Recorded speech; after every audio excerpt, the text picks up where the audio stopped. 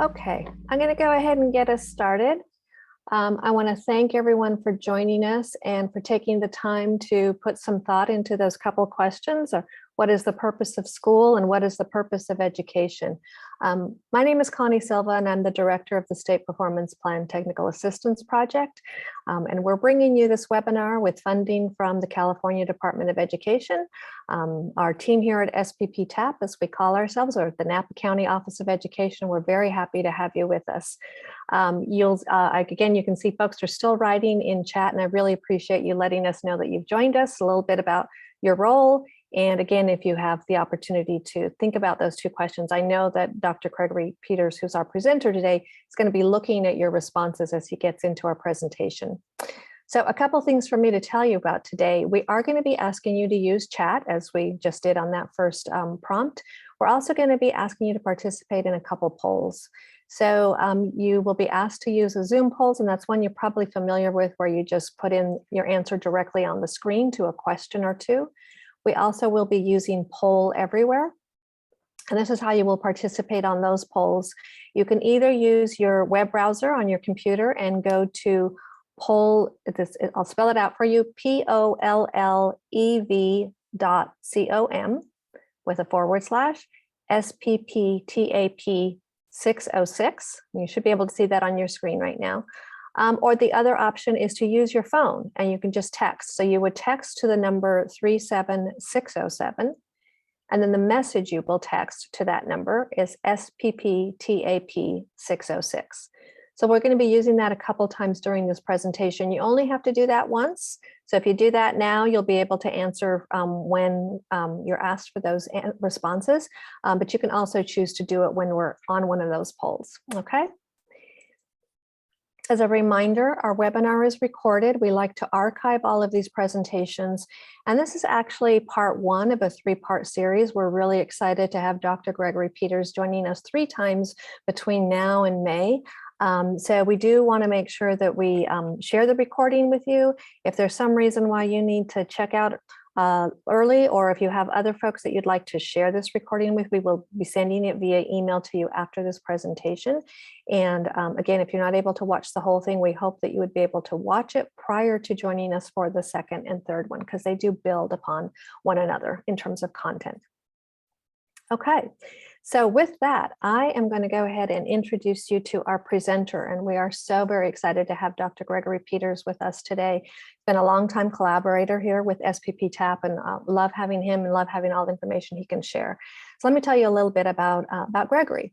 So Dr. Gregory Peters is a school reform leader with a long-standing history working within both local and national efforts. As a principal of San Francisco's Leadership High School, Gregory and his teachers effectively created a national demonstration and mentor school that made progress in closing the racial achievement gap, and was highly commended for graduating all of their students of every race and ethnicity, University of California eligible. And building from his successful experience and results, Gregory established the San Francisco Coalition of Essential Small Schools in 2005. Under his leadership, the coalition is committed to interrupt and transform current and systemic educational inequities to ensure all students have access to personalized, equitable, and high-performing schools that believe and demonstrate each student can, should, and will succeed. Towards this mission, Gregory facilitates equity-focused educational transformation throughout the nation. Gregory's instructional experience and leadership in curriculum and school design, data-based inquiry, and equity-centered professional development have resulted in a number of recognitions, including the Coalition of Essential School Networks Commitment to Equity Award and the California Network of Educational Charters Innovations in Excellence Award. And Gregory earned his doctorate in educational leadership and social justice from California State University, East Bay. And his dissertation focused on teacher transformation. So you can see why we're really excited to hear more from him today. And with that, I'm going to go ahead and pass it on to Gregory so he can share some of the wonderful information today. Welcome, Gregory. Thank you so much. It is truly my pleasure, my honor to be here with you all today and over the course of these 3 webinars to do some work together. I thought I would start with a land acknowledgement and offer that I acknowledge that I personally sit in Oakland and occupy the ancestral, traditional, and contemporary lands of the Ohlone peoples before Spanish colonization. In offering this land acknowledgement, I affirm Indigenous sovereignty, history, and experiences. All right, and so as we move on to the next slide, I want to share the objectives that we have both for today, but also for the next two webinars. Today, we are hoping to establish a foundation by creating some common understanding around some definitions of keywords and phrases that are related to racism. And also, we will create a common foundation by gaining an understanding of the history of racism in public education in the United States.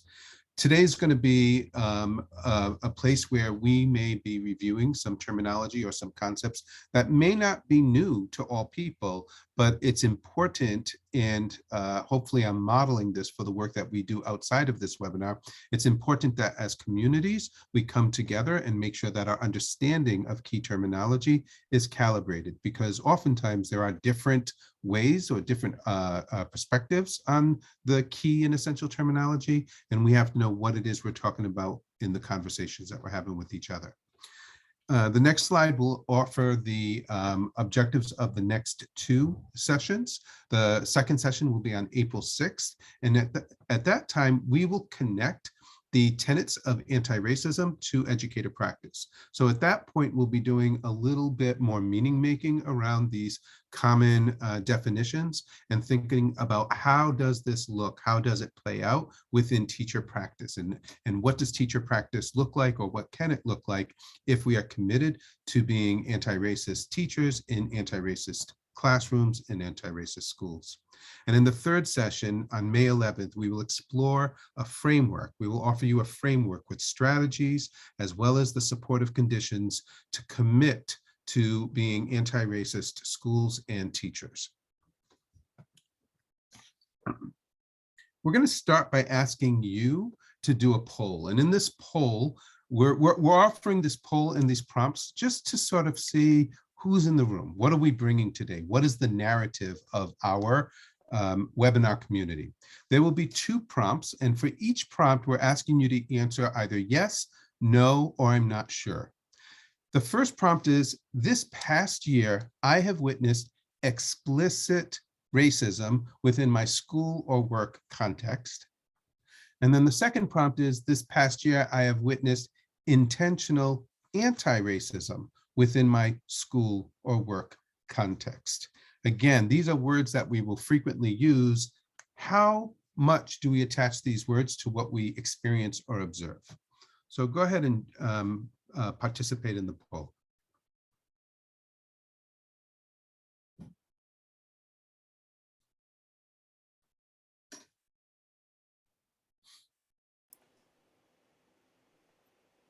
About 50% have participated, so we'll just give another few seconds Wonderful. so everyone else can join in. Awesome, thank you.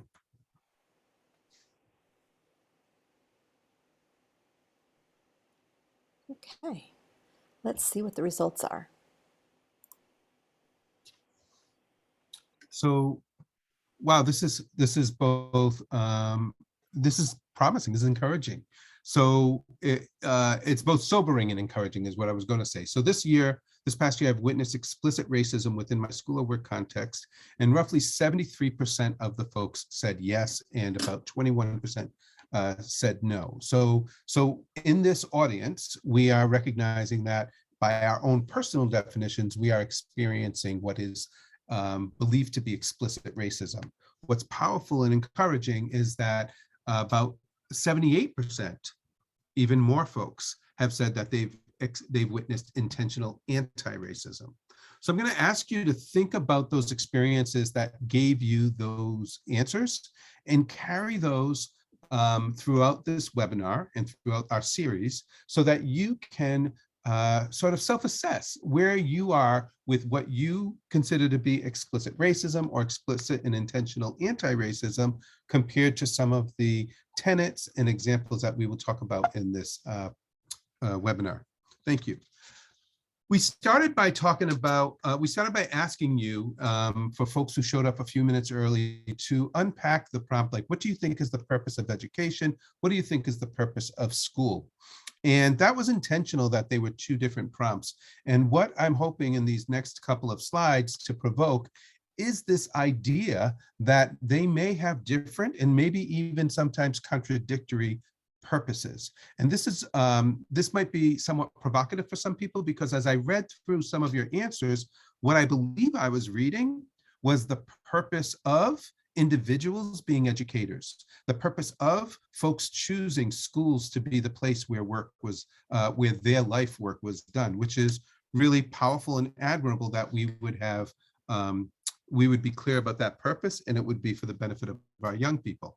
However, when we look at the history of public education, we have facts that suggest that regardless of what our well-intentioned goals are, or regardless of what our beliefs are, the construct of school sometimes contradicts our espoused values and goals. Going all the way back to 1779, Thomas Jefferson had proposed a two-track educational system with different tracks, which in his words were for the laboring and the learned, or should I say, as it presents itself, the laboring versus the learned, because he suggested that scholarship would allow a very few of the laboring class to advance. Jefferson says this would happen by raking a few geniuses from the rubbish. And what we've learned to be true is that our belief systems play out not only in quotes like this, but in our day-to-day actions and decisions. Nearly 2 centuries later, the brilliant Dr. Asa Hilliard writes, "We have maintained historical commitment to the same paradigm that we had when public school education began in the United States, ascribing genius to a select few." And these two quotes are put out here so that we can show that with all the efforts we have given, with all the work we have done to bring a commitment of equity to our schools, we have to recognize that the DNA that our schools are sorting places, that suggests our schools are meant to be sorting places, continues to be maintained, at least in our results. Let's take up this concept of education. Jiddu Krishnamurti says that there is no end to education. It is not that you read a book, pass an exam, and finish with education.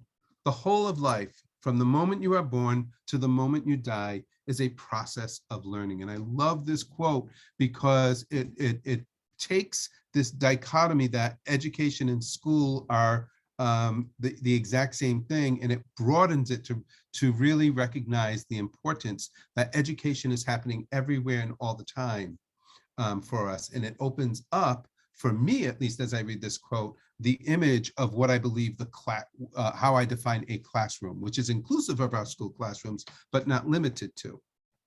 And finally, we have one of our foremost thinkers of education, Paulo Freire, says, "Education is a constant process for the liberation of human beings." And I love this quote, and I believe somebody even in the chat box when talking about education used the word liberation. And I really appreciate this, because if schools, again, as educators, if we believe that we have chosen this profession because we want schools to be the vehicles for education, then it forces us to start to ask the question, to what extent is my practice, my classroom, my school, my district, my community, to what extent is our work, our decisions, is our design centered around the liberation of those we serve? It really opens up a whole different way of thinking about this. To demonstrate and to show how this notion of schools as sorting places versus education as liberation, we just have to look at our history and recognize that, again, regardless of what our individual intentions are, we have a history that shows that we continue to take one step forward while taking 2 steps back. This is just a sampling of the history of public education, just a sampling, and we chose a few things focused on California. In 1946, Mendez versus Westminster and the California Board of Ed said that segregation in California schools is prohibited. It made segregation illegal. Then we have in the 1970s, Proposition 13, which freezes property taxes. And those who know about Prop 13 knows that it wasn't just that it froze property taxes, it set in motion a whole litany of actions, decisions, etc., that rerouted where those where those funds that normally would go to taxes went. And so what we started to see was a segregation of resources, where the wealthy were able to supplement public education costs.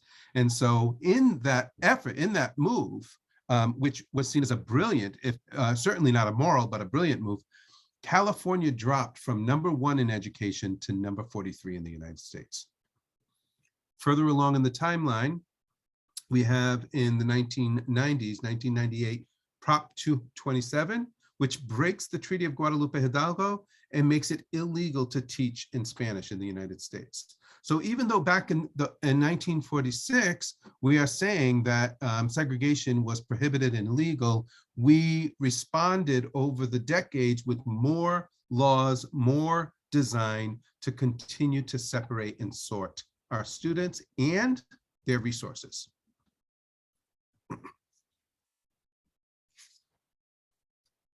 And I know many folks are concerned with significant disproportionality in the state of California. And when we think about significant disproportionality, we're talking about students who are disproportionately being pushed out of class, either through referrals of discipline or referrals to special education, oftentimes inaccurately based on behavior and not actually learning needs.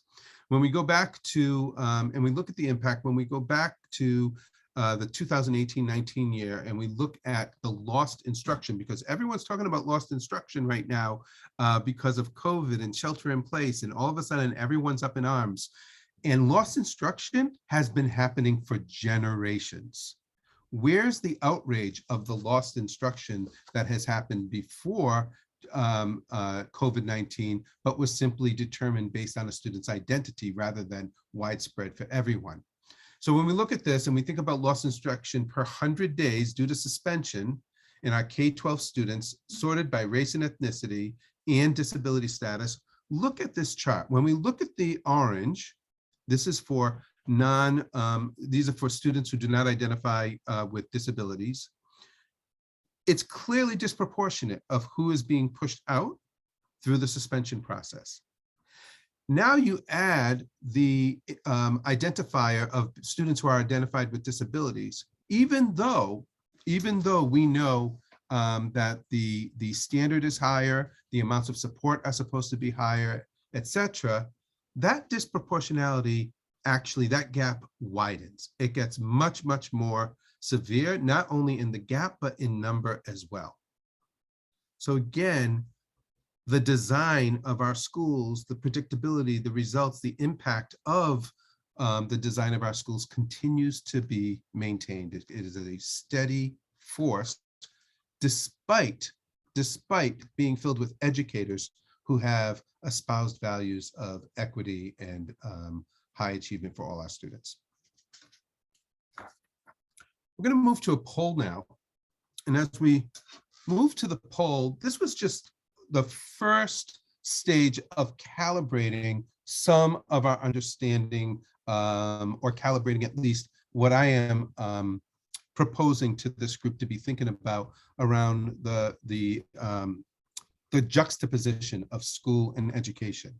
So we're going to ask you to do a poll, and the question is simple: what's coming up for you? And if it helps you in this poll, we're offering a quote from Dr. Bettina Love, in which she says, "We cannot create a new educational system for all with a lack of understanding of what cripples our current system."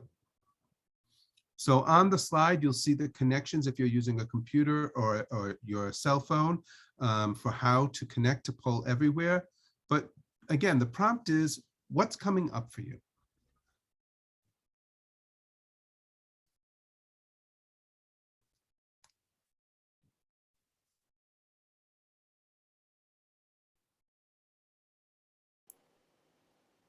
If you didn't get the instructions on how to join the Poll Everywhere, they're at the top of your screen now.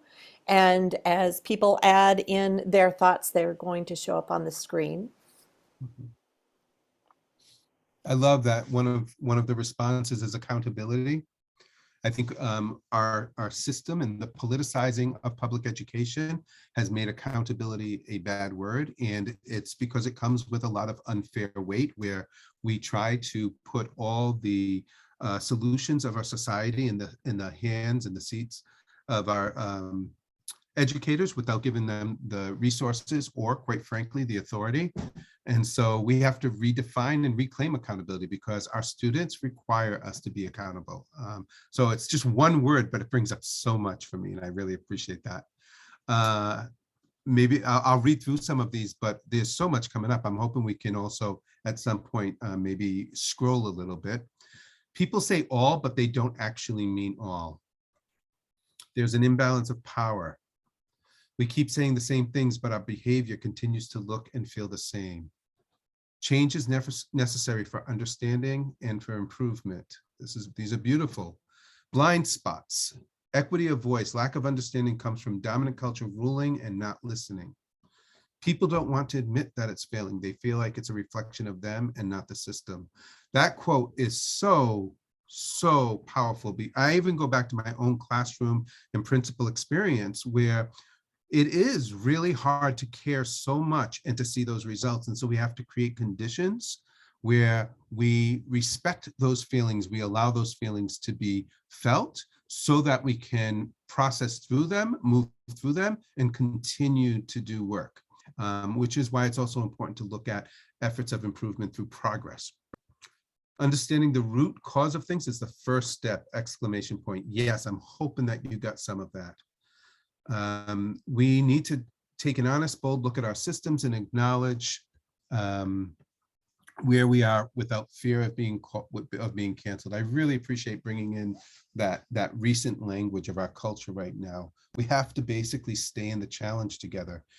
You'll hear this in a later webinar, but part of the challenge is that we have to interrupt all of these inequities that we see, but we don't just interrupt and walk away. We have to stay with those that may be perpetuating some of these inequities and work together to transform those results, which means that we can't cancel each other, as you're saying. I really appreciate that. We have to name the thing before we can repair the harm and rebuild. These are beautiful thoughts that are coming up. I hope we're capturing these, and I'm hoping we'll be able to put these in a shared file so you all will be able to look at these as we move forward. Intentionality. This is wonderful. Thank you all so much. We're going to move now to continue unpacking some of the language. Again, language that's not going to be new to you, but just unpacking some of it and calibrating it. And for the next few slides, we're going to be focused on this concept of race, racism, anti-racism. Robert Jensen says that race is a fiction we must never accept, and it is a fact we must never forget. And what I appreciate about this is that a lot of times when prioritizing and taking up race, we may hear from others or from each other that, but race doesn't even exist, that it's a man-made construct. And that is absolutely true, that biologically, there is no such thing as a race. And every single day, what we are seeing is that the impact of this perception of race does exist. And as long as that impact exists, we must talk about, face, and eradicate the racism that comes with that. So we cannot say that race doesn't exist, so we shouldn't focus on it until the impact of the perception of race is eradicated. And even though race is something that we need to take up, what we know is that in the United States, we don't want to talk about race. And there's a lot of reasons, and many, if not all of them, are based, unfortunately, in fear. The first reason is that we have a fear of equating the very word race with being called or actually calling someone a racist. And until we can and this is part of the reason it's important to calibrate our language until we can get clear that there, I mean, and let me be clear, the word racist exists for a reason. Sometimes we might need to use that word, and we'll unpack that a little bit later too. But we have to get over, we have to do the work with each other to get to a new understanding of what it means to talk about race as a social construct that's affecting us every day versus our own fears, real or not, of being called or calling somebody else a racist. The next fear is that those of us, and I say us, you'll hear me say us a lot when referencing dominant or white culture, because I am a white man. Those of us who benefit or profit from dominant culture, we fear losing unearned privileges for ourselves and for those of us who have done work to release some of that connection to those unearned privileges. When our children are involved, then the stakes are higher. And so those from dominant culture, we benefit. We have unearned benefits of being part of dominant culture that we fear losing, if not for ourselves, for our children. And that until we face and take on becomes an innate motivator or an innate influence in our day-to-day interactions, including our desire or our resistance to talk about race. This next fear is something that we're seeing very, very much today. There is a fear of backlash for talking about race. This has been true forever, but I can't imagine a year where the evidence isn't more telling, as we have folks rising to the place of creating laws that say it is illegal, that teachers can be punished, that principals can be fired and have been fired this year for talking about critical race theory, which means for talking about race. And we'll, in the second seminar, really take up critical race theory a little bit more. But there is a real backlash in this country when we talk about race. Some of it is as formal as I just described, and some of it is relational because of the other fears or how people react to talking about race. So that keeps us sometimes from talking about race. Perhaps most provocative, however, there's a fear of talking about race because there is a fear that anti-racism inaccurately equates to those who benefit from dominant culture needing to be treated the ways others across race have historically been treated, sometimes by them themselves, meaning by the people who benefit from dominant culture. And the idea that we actually, those of us who benefit from dominant culture, we actually, no matter what it is that we say, many of us can, if we look deep inside and we tell the truth, we can recognize the different ways people are treated based on their identity. And until we calibrate that, what it means to be anti-racist, some will carry fear that being anti-racist means lowering the bar for everyone so that everyone is hurt equally, rather than everyone is loved and respected equally. As we move into the next piece, so again, that's just unpacking a little bit around the language. I just want to do a pause and see whether or not there's any questions that have come up before we move into this next piece. Dr. Peters, we had some comments coming up when we were doing the poll. Some people are putting stuff in chat as well as part of that conversation. One of it's like, do we really want a new educational system when the one we have is working so well for some? Well, actually, I would like to not just, I'd like to not go on and just take that up and say, well, I think that's an open-ended question. And one of the things I love about questions is that it leaves space for people to engage. I would first of all invite folks to add to the chat if they want to respond to that. And while we won't be able to take it up deeply here, I think there is provocation, if not answer, even in the question, when it's working so well for some. And so I would unpack who's the we then that wants it to stay the same. And if we think about and if we think about who it's working for, and as I pointed out in just a few slides, which there's copious data to back up, that who it's working for is predictable, not based on what students know or can do, but simply based on their identity. What does that say about our educational system? Getting lots of comments in chat about that. A lot of it's around who are the some. Yeah, nice. It has to work for all if we're going to have a true democracy. Mhm. Yeah, right. And I appreciate that comment, because again, we frequently hear that the design of education is for preparing citizens for democracy, etc. And so I think it really forces us to unpack some of that, which is really, it's a great provocation. It's a great provocation. So notice this slide says, let's jump in. And I'm going to ask you to breathe before we go to the next slide, because I want to front load this by saying, in the next slide, I have intentionally put a provocative quote from an anonymous colleague. The point is to put the provocation out there so that we can be open to what is our guttural reaction. So this is intentionally provocative. So take a moment, literally take a deep breath, inhale, exhale, be centered. And now we're going to ask you to be in touch with yourself for this prompt. A colleague at work says, all white people are racist. We're going to ask you to go back to poll everywhere. What do you feel when you read or hear these words? I want to push you away from what do you think?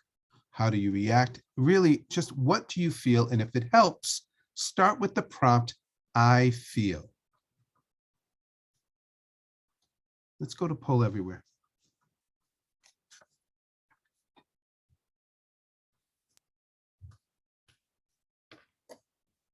Feel her trauma and pain.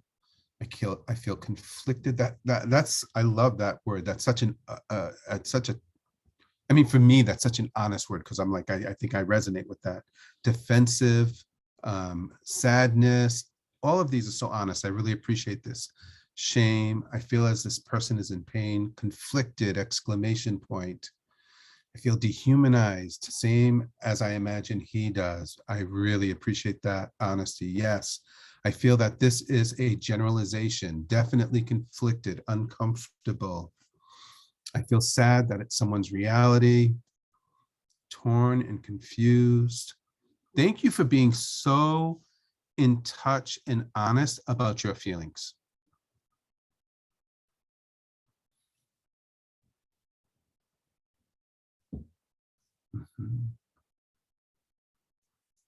Conflicted, paralysis. But I feel there may be something more behind that statement. Makes me think that you're feeling curious, possibly. I feel trapped. Yeah, it depends on the day. At times I feel like it may be true. I'm talking to listen to someone who has been very wounded. So a lot of the people that are thinking about the other person, I'm going to assume that the feeling is empathy. And so that's powerful too. I appreciate that.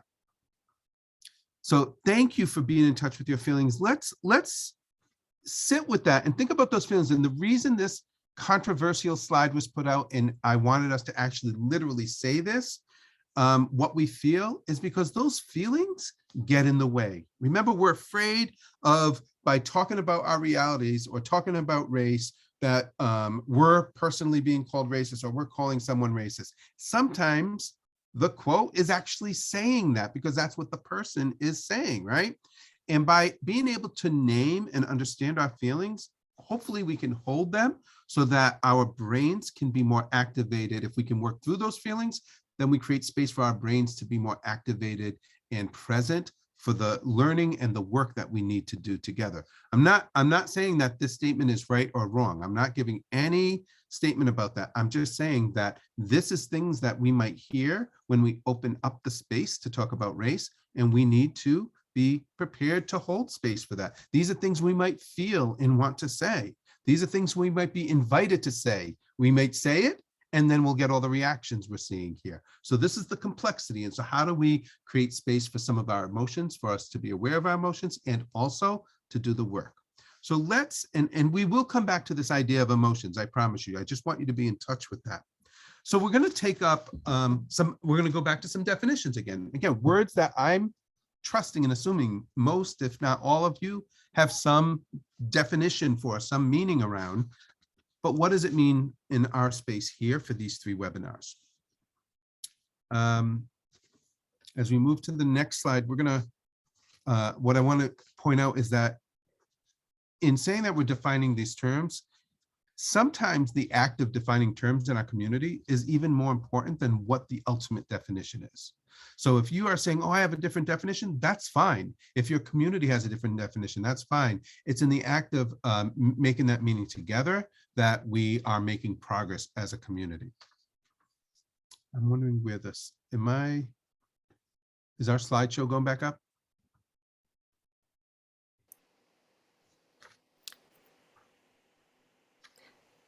Connie, would you like, oh, you've got it. Great.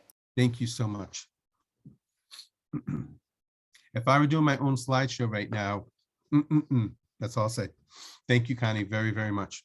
All right, we're going to move on to the first definition. And the first definition is we're just going to take the word race, right? Lots of different ways people define it. What we're offering for our sessions together, that race is it is a man-made classification of people based on supposed physical or genetic traits that are shared by a group, such as hair type, skin tone, stature, etc. Sometimes we classify people based on our biases and based on information that's not even observable or might not be measurable. The next definition is we're going to look at is just racism. And the idea here behind racism, and again, I know some people have different definitions of racism. I was having a conversation with my niece where and it was on this, it was on another sort of generalization, which was whether or not white people can be racist. And I wasn't trying to argue with her for the right answer. I was trying to ask her, like, what was her definition so we can understand why our definitions, you know, where we were coming from, that was different. And the big difference was that when the definition we offer for racism is that of prejudice plus power, that racism is connected to systemic power. And so for my niece, it wasn't. It was just any type of bias based on race, which was her definition. And that's how she made her meaning of conversations. In this space, we are saying that it is the combination of that bias, that prejudice, plus systemic power.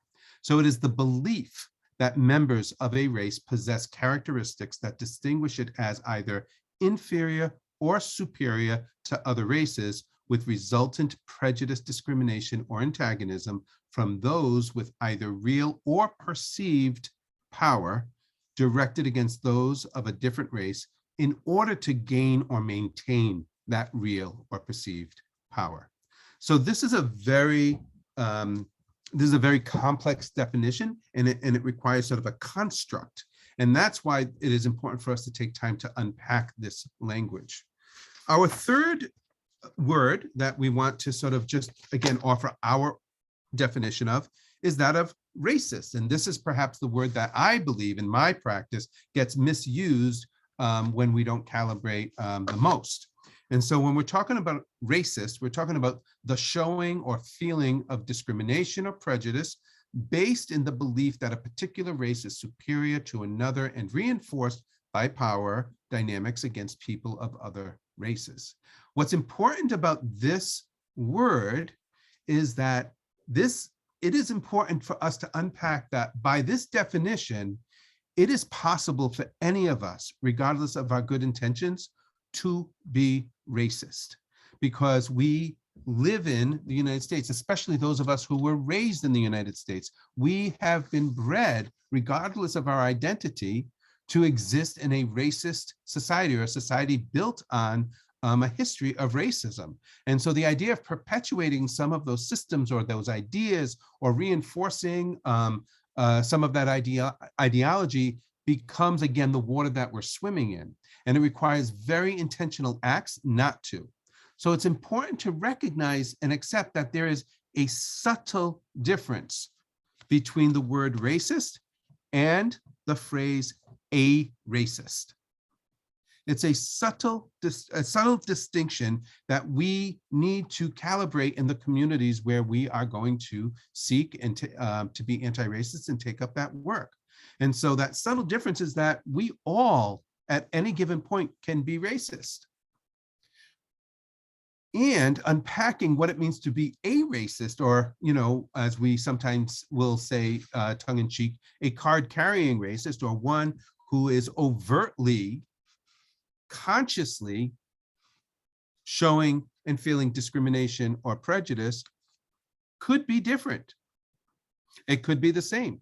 But it's important that we don't automatically equate that, because then when it's time to interrupt racist behavior, when it's time to interrupt racist results, it becomes the first barrier we have to get over to say, but I'm not a racist. And so if we can actually, as part of our community building, take up the distinctions and talk about eradicating the behavior and the results, but not, as we heard someone say earlier, always having to cancel the person, we will make faster progress. So what might this look like? You all are probably familiar with this idea of the iceberg, right? And how this is a metaphor for what we see on top versus what we don't see on the bottom. So when we think about the iceberg that we see in trying to create anti-racist schools or commitment to anti-racist communities, we see the strategies, the skills, the approaches that we adopt in order to develop and employ a certain way of being. And when we talk about this through a lens of race and racism, what we're seeing and often reacting to are behaviors. It's the output of our belief systems. And so it's the behaviors, oftentimes in places that are really struggling with being anti-racist, it's going to come out in the form of racial microaggressions. We are also then seeing all the wonderful programs, interventions, services, and curriculum that we are employing to counter the impact of racism in our schools. These are trauma-informed practices, our PBIS and restorative practices that are meant to counter that and allow for healing and progress, etc. And what you're seeing at the top, at the forefront of our work, is our discourse is still tending to be dominant discourse, meaning that we are still talking about moving the chairs on the Titanic. We're still talking about tweaking what is assumed to just be an acceptable norm. When we talk about the disproportionality of our special ed students or the disproportionality of our pushouts, we're still talking about Saturday school to make up our students' minutes, or we're still talking about interventions to correct the behaviors of our students, or to put them in a place where they supposedly won't get punished for behaviors that might be in reaction to experiences of dehumanization.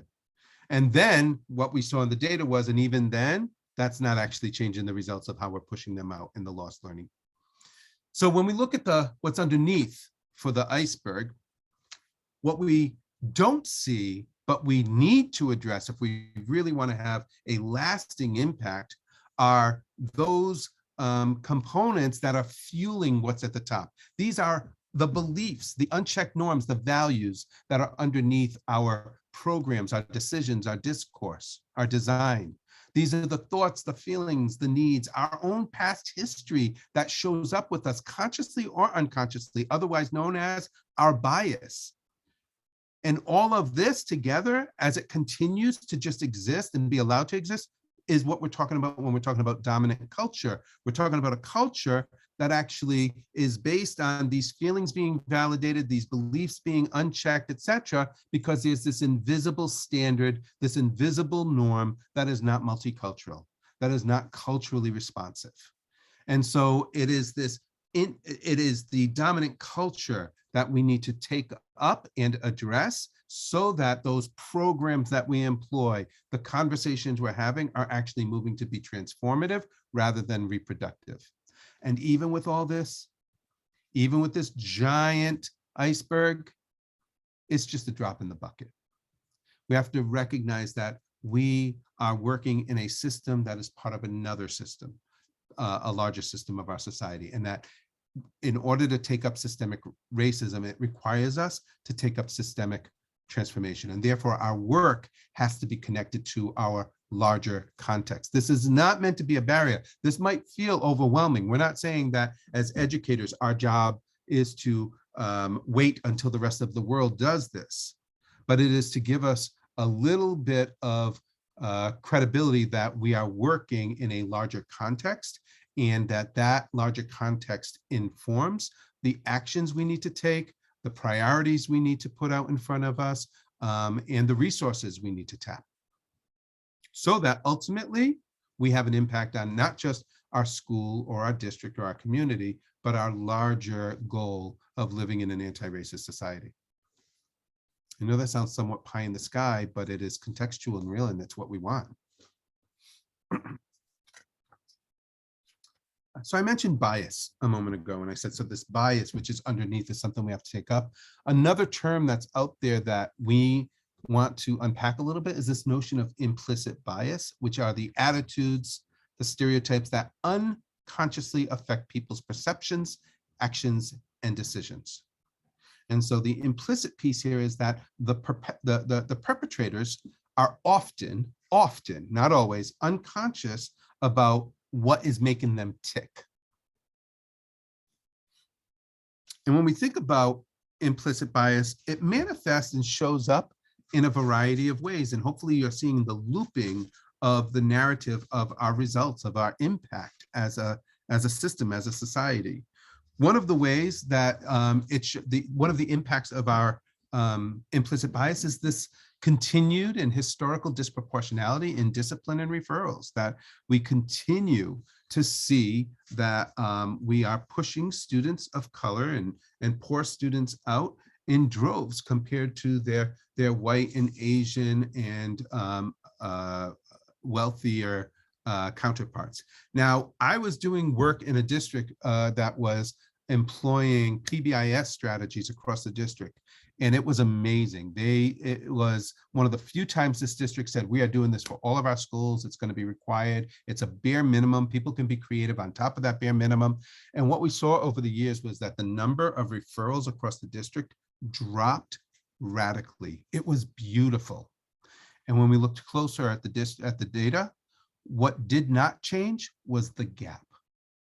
So even though all the referrals dropped, the disproportionality maintained almost exactly the same proportion, proportion. And it wasn't until they explicitly integrated the concept of bias and being anti-racist and equity-centered that they started to see that gap close. So even our good practices are not enough to counter our biases. We will often see misguided placements or overrepresentation of our culturally and linguistically diverse students. So rather than seeing the brilliance in that diversity, we are again using this invisible standard to suggest that different means less than. And finally, another indicator that we offer is that of our policies, that we believe, and we work really hard to create policies that we think are racially neutral in appearance. But until we actually, it's important for us to recognize that those will often show that we're making efforts, but get the exact same results. And so until we address the bias, what we need to be, those will continue. And so in addressing the bias, should I say, we need to be taking up and looking at our policies, not through a racially neutral appearing way, but actually naming what the bias is and our efforts to counter that bias, which means we actually have to not make different invisible, but actually name and address those differences. There's a meme that's been going around or Jiff, I'm not sure what you call it, this image has been going around social media for quite a bit of time. And I really wanted to use that for this presentation because I think it helps us really unpack this narrative around how much we are taking on, the giant barrier that is the narrative of public education that we are taking on if we wish to reduce disproportionality. When you look at this graph, which outlines American slavery, segregation, and now, the green is now. And when we look at that now and we look at it proportionately against the red and the yellow, this is telling you how, first of all, how short we've, how little time we have spent in this this period of seeking a better reality, but much more, it's telling us how much we have to unlearn and unpack, how much of our historical DNA is at play. So I offer that as a provocation for you all. So let's close out this notion of bias and say it's really important to bring the students back into it and say, when we're talking about implicit bias, you know, that term is always kind of curious to me because it's implicit to whom? And as I mentioned, it's certainly implicit to the person perpetuating the bias. But it's important to know that while it may be implicit to us, our students, they're watching the news, and many of them feel dehumanized. They see who's being pushed into the halls or pushed out of class. Many of them are feeling invalidated. Our students are seeing and they're learning and they're internalizing we are the bad kids. Too often when we meet with students across difference as part of our work with schools, we will talk to Black and Brown students who will frequently have demonstrated that they've internalized, regardless of their aspirations, they've internalized the external messages that they're the bad kids. Literally, we have heard those as quotes, which is heart-wrenching. Our individual and our collective biases are part of the system. Our biases come from the system and they feed the system. And we have to recognize that we're part of that cycle, and we need to, while working in the system, seek to break that cycle. Most importantly, however, especially for folks say, I don't work with Black or brown kids, or most of my students are white. All of our students are watching. All of our students are learning. And this is how we are reinforcing this man-made construct of race and racism in our daily interactions, simply by watching. The next slide I'm going to go through pretty quickly, just because I want to make sure we have enough time for the rest. This is, again, when we think about how this bias plays out from 2019 data, the red represents the lowest performance, the blue represents the highest performance. I mean, just real quickly, and you'll have access to this to look at it more in depth if you want. Where do we see the red? Who's got red? Which communities have red? One. And what is it on? Absenteeism. These are our students that are being pushed out, sometimes from referrals, sometimes they're being pushed out because we are telling them every day, this is not your school, this isn't a place for you, you aren't going to be humanized. Which of these have only yellow, green, or blue? Again, we shouldn't, there should be outrage, perhaps, that there's disproportionality. But the data is actually not very different than most other years. There's a predictability here that adds to the narrative of what our schools have been designed to do.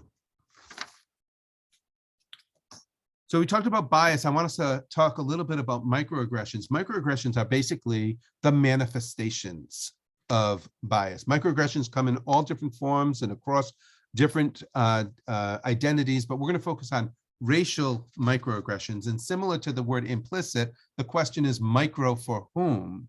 Because when we talk about microaggressions, this isn't saying it's a small aggression. It's saying it's a subtle aggression that's easily negotiated, should I say, if we choose not to look at it. So these are commonplace verbal or behavioral indignities, sometimes intentional, sometimes unintentional, which communicate hostile, derogatory, or negative racial slights and insults. I'm going to outline 3 of the different microaggressions. Dr. Sue is the seminal author around this work, and he identifies 3 core subcategories. The first one is the the micro insult. These are often unconscious, not always, that demean or are rude and insensitive to Black, Indigenous people and people of color, or BIPOC, people with BIPOC identity. Examples of this might include, as the images are describing, based on one's identity or how they're perceived, being followed. Who gets followed in the store? Who does not get followed in a store? This is something that is easily something that is still happening today. It's in our news all the time around how people are being racially profiled and identified based on that. Assuming a certain job for someone, being my husband is a Mexican man, and I have witnessed multiple times when we go out for dinner, the assumption, even when he's dressed nice, that he's actually there to clean people's tables. Sometimes the racial microaggression, people don't think it's a microaggression because it's positive assuming. So assuming that because of someone's identity, they like a certain music style, or that they have a certain level of expertise or skill in a subject area, etc. When that's based on their racial identity, that is still a micro insult. The next one is called the micro invalidation. And this is one where we exclude or negate experiences and thoughts or feelings of BIPOC folks. And this is everything from I don't see race, which tells someone you don't see them, or your assumption. What that means in a culture such as ours is that the assumption is that the standard is whiteness, even though you're saying you don't see race, meaning you don't see whiteness. It is interwoven with the reality of our day-to-day existence. Why do you have to make everything about race, or all lives matter? These are all statements that people think they're saying as a way of being supportive, but are actually invalidating to people's experiences. I had an experience just a couple weeks ago where I was walking out of a coffee shop, masked up. I'm like, I don't want to touch the doorknob. All this stuff is going on. And I realized in my leaving and holding my 2 coffees and juggling the door and all, I didn't see the person behind me, and the door shut. And it was an African-American man, and he was not happy. And he said out loud, something to the effect of, so you don't even see me, or something like that. And my first reaction in that moment was to micro invalidate him, not consciously, but my first reaction was, oh, I'm so sorry, I didn't see you. And I thought to myself, well, that would be a horrible thing to say when he literally just said that was the problem, that I didn't see him. And I realized that I needed to just shut up, or just say, I'm sorry. Like, I needed to just say that was this person's experience. And for me to just make myself feel better and say, oh, I'm sorry, I didn't see you, or my hands were full, etc., would have added harm at that moment. The last one is the micro assault. And the micro assault is a little bit more macro. And unlike the other 2, often there's some level of consciousness. There's some level of decision making. This is often when we see examples that are offensive or dehumanizing right there out in front of us. And this, as you can see here, would be having a school that's called Robert E. Lee Elementary School, which literally exists, right? And again, people are talking about how, that, or the Confederate flag or whatnot, is about their pride and their own history, etc. But what would it mean for somebody who fought for slavery to be the name of a school for descendants of slaves to attend? And so these microassaults actively hurt or discriminate through explicit and violent racial attacks. Another example I would just put out there for our students is just watch the news. Open up a popular magazine, see whose faces are there, whose faces are not there, who is put up as icons of beauty or not, who are the villains in Disney films, etc. And you will see how microassaults can play out in our day-to-day. So when we think about microaggressions, one of the ways that we sometimes will hear it referred to is it's like a death by 1,000 paper cuts, meaning that if one of us got a paper cut, we could know that it stings, it smarts, but we could talk ourselves into saying, okay, in a moment, it's going to go away. This will be behind me, etc. Unless it wasn't going to go away. Unless you were just waiting for the next different piece of paper, but that next piece of paper to cut you 10 minutes later, an hour later, 2 hours later, and over until it now there's this sense of like waiting for the other shoe to drop, waiting for that person with the next number to show up and microaggress us. It's important to know that when we're talking about these microaggressions, the people who are perpetuating or perpetrating these microaggressions are often unaware. That's the micro part. Again, they're unaware versus others that are feeling the microaggressions. It's also important to recognize that these cut across, as I mentioned, all social identities, and intention is not the same as impact. And so oftentimes when trying to interrupt microaggressions, one of the first things we need to do, which unfortunately adds to the microaggression, is to take care of the person who did the microaggression because they want to say, that's not what I meant. And we need to find places for us to deal with the that's not what I meant. And it shouldn't be from the person who just got microaggressed. So as we think about calibrating our understanding about race and racism and anti-racism, we need to move, and I hope you're hearing this underneath some of the messaging, we need to move from people to systems. In our personal lives, we can certainly say, I don't want to talk to that person, I don't want to talk to these people or whatever. But in the work we're doing for our young people, we need to move from people to systems. And it's important to know that we often ask the wrong question. So I said we would come back to that quote. Are all white people racist? That's not the right question for us to ask in the work that we're doing. Again, on Saturday night, if I want to have a debate with my friends about this, I can have that debate, but that's not the work we're trying to do in creating anti-racist spaces, because we want to move towards systems and we want to get to a place where we're asking different questions. So if we could go on to the next slide, please. We want to ask the questions that are going to better help us interrogate our relationship with the systemic nature of racism in our schools. Above, you'll see a visual that was drawn by a 5th grade student. It was a Black girl when asked to draw a school.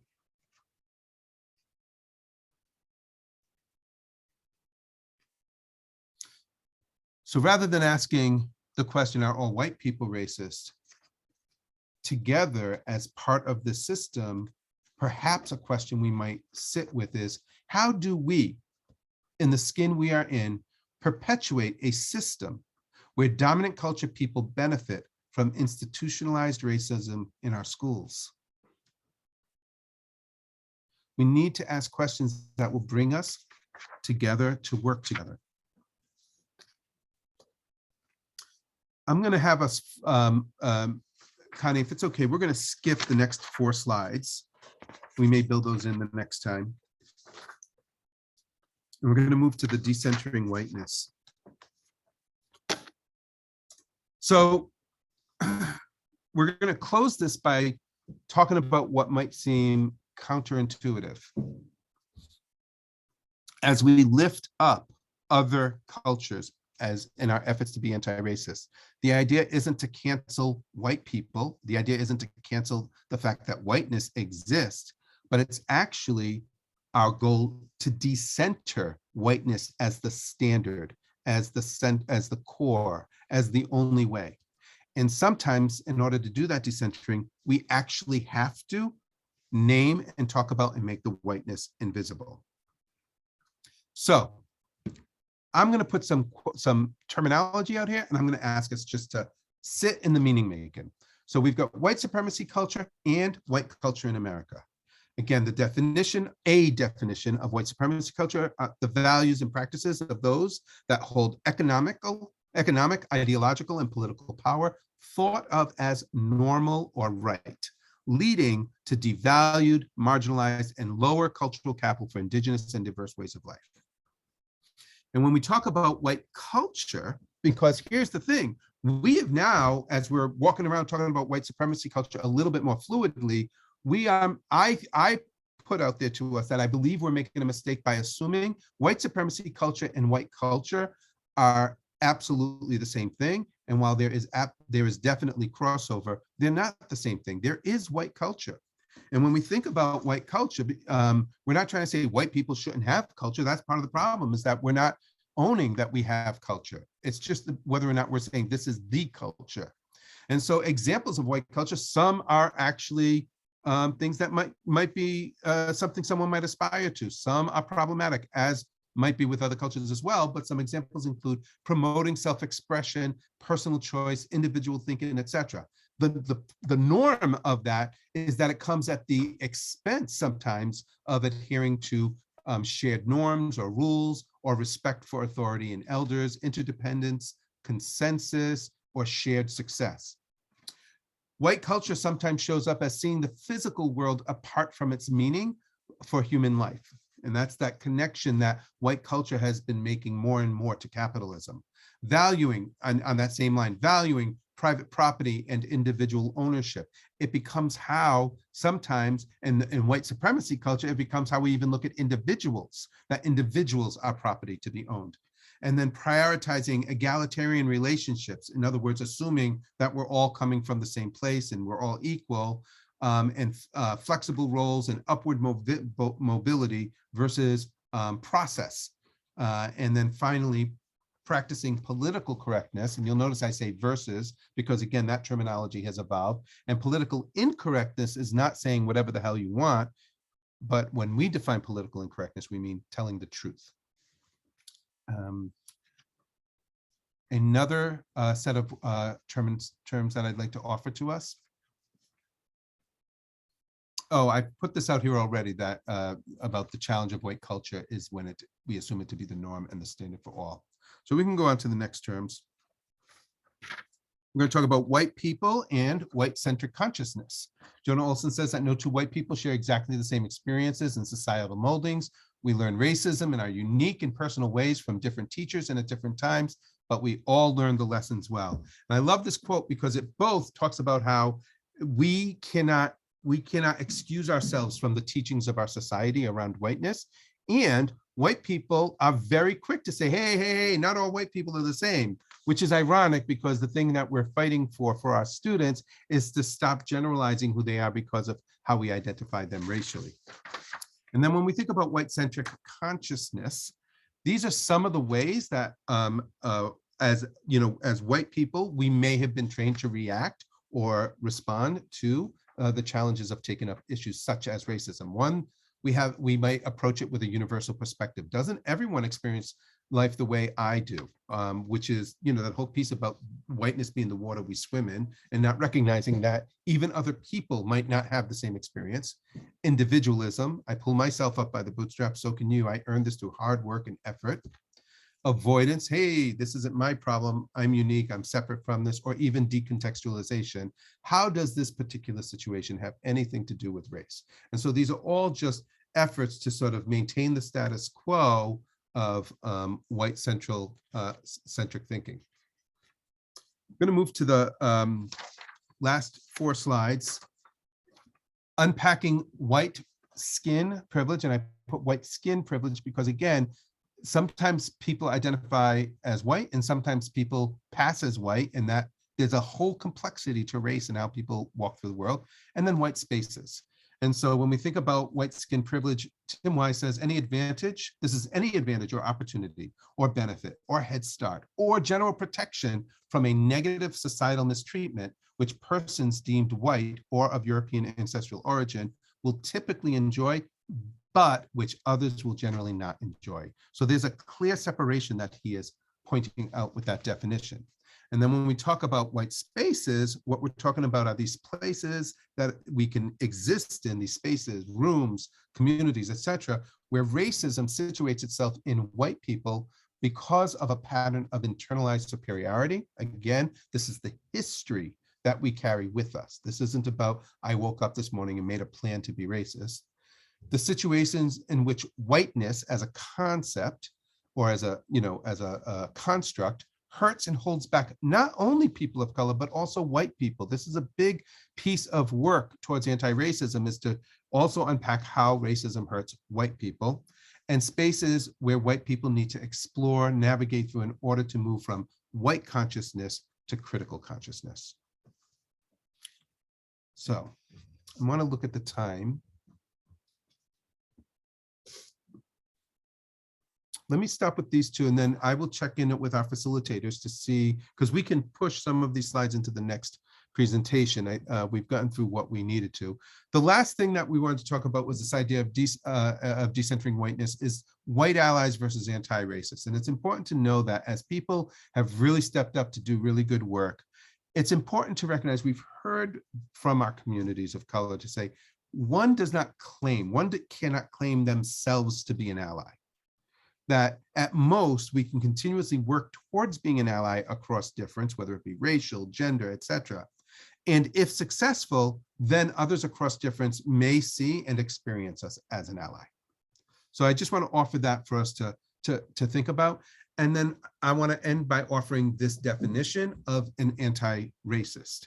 And so those who are consciously aware of and committed to the continuous work of self-reflection, assessment, and transformation of their own beliefs, values, and actions towards eliminating instances and patterns of oppression, exclusion, and the dehumanization of people of color. I believe the most important word in this definition is own, because I think there's a lot of folks out there that think their work is outward facing, and it has to start inward. It has to start with ourselves.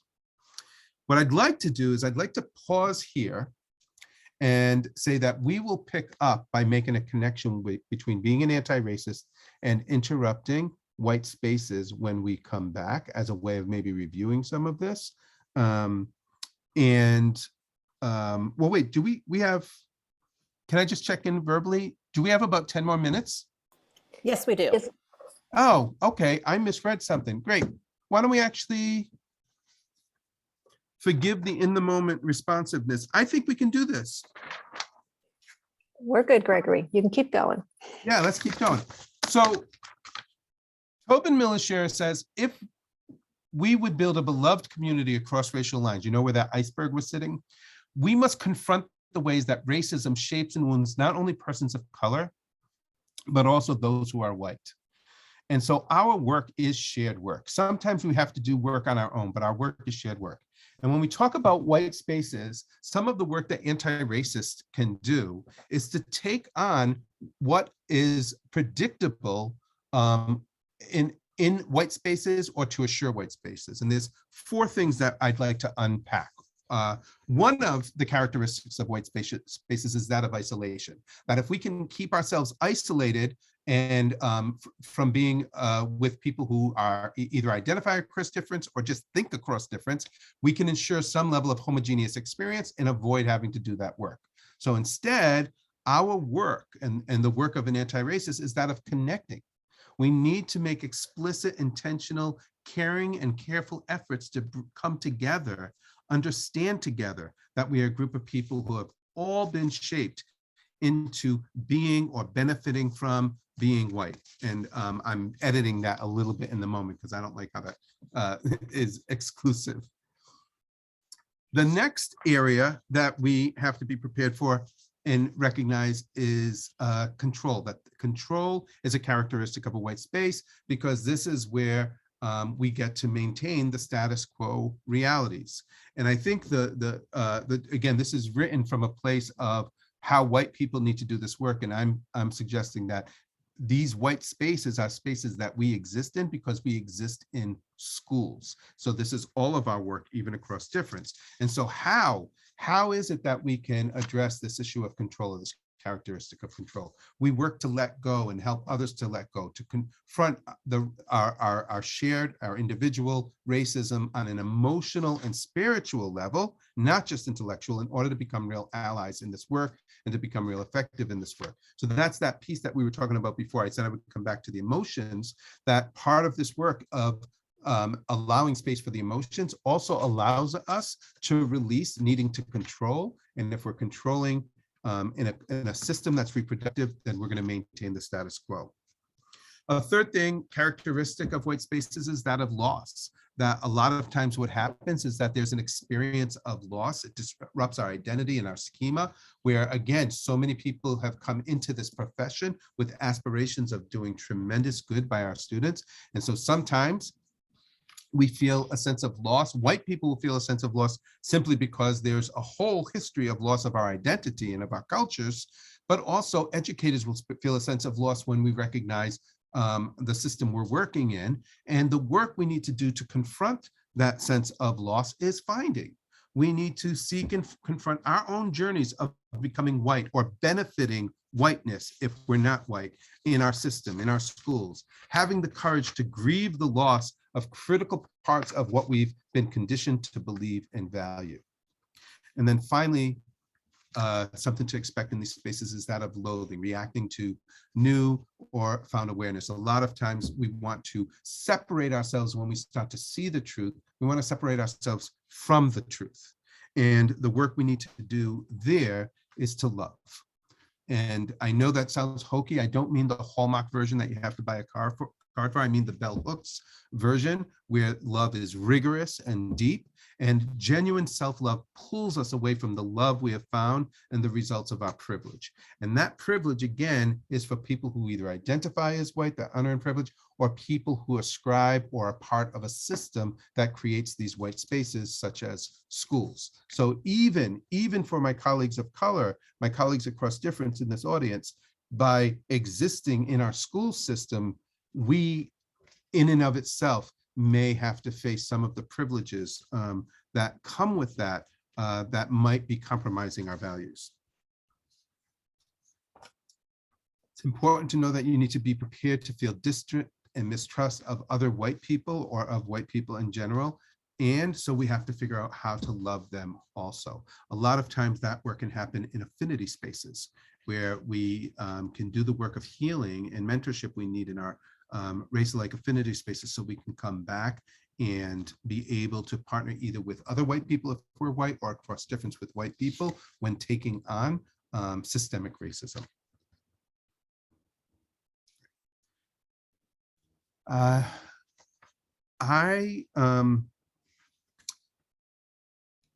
think we're going to end with the poll, because I told you the next meeting, we will come back and talk a little bit about critical race theory and make connections to our teacher practice. These words, critical race theory, have never had more meaning in our society, more mixed meaning in our society than they do right now. And so let's just do a poll. When you see the words critical race theory, what are you feeling? What are you thinking? What's coming up for you? And we'll use this as input for when we come back together.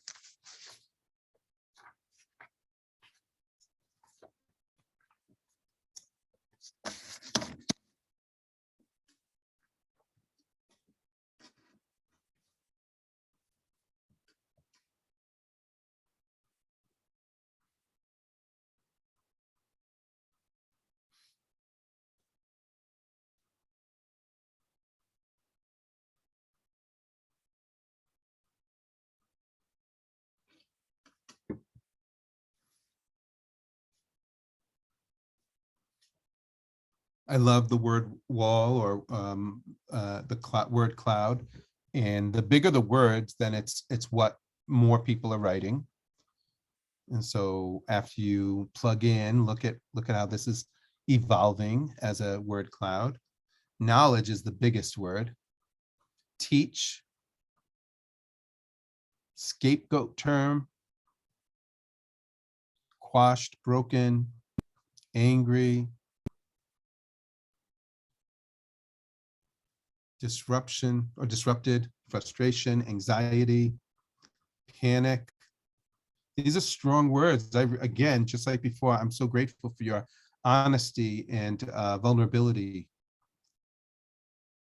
Opportunity is really growing. Understanding is growing. Systemic. Finally.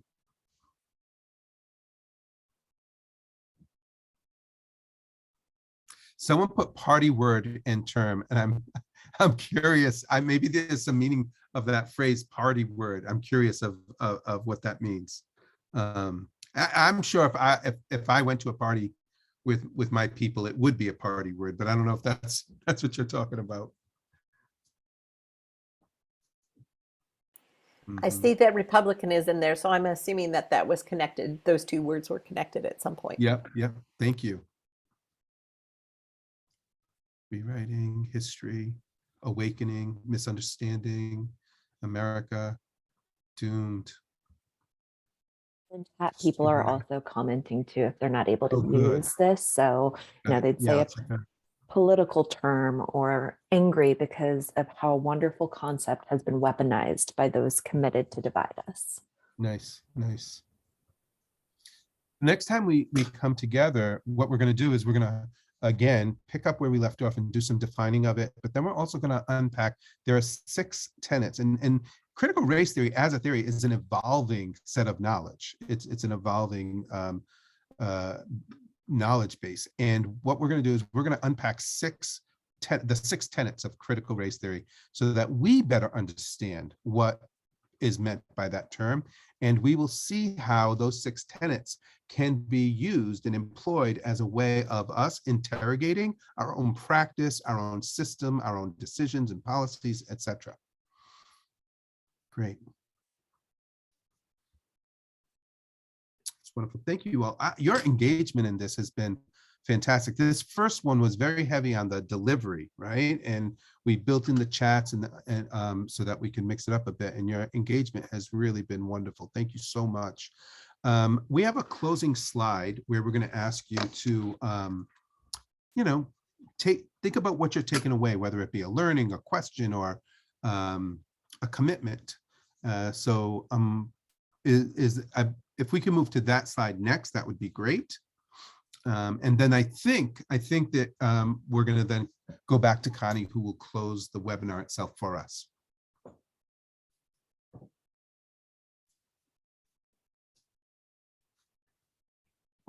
Just one moment and I'll get that up for you, Gregory. Thank you so much. Yeah, so think about either something you learned, this is what it's going to be. Think about something you learned, think about a question you still have, or think about some commitment you'd like to take on between now and the next time we meet. Oops.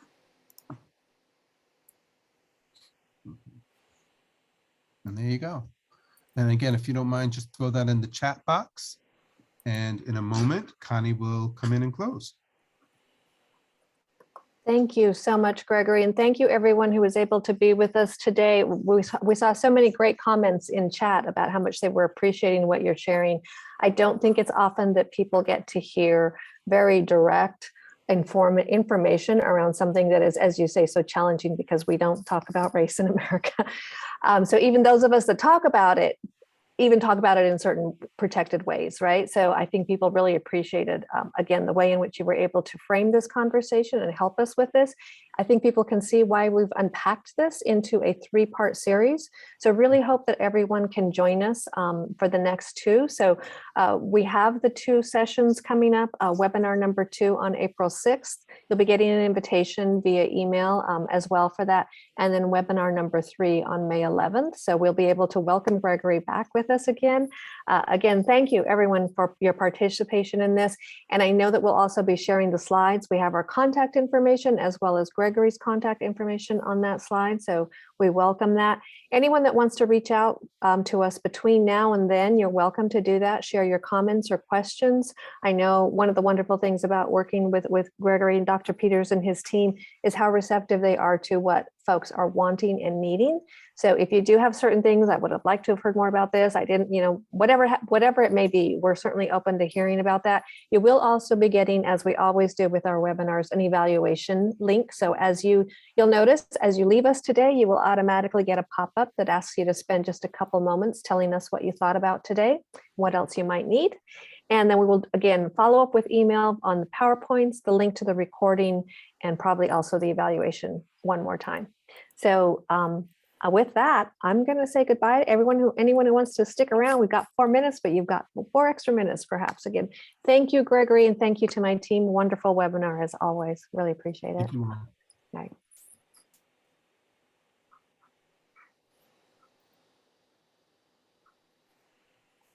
Collins has his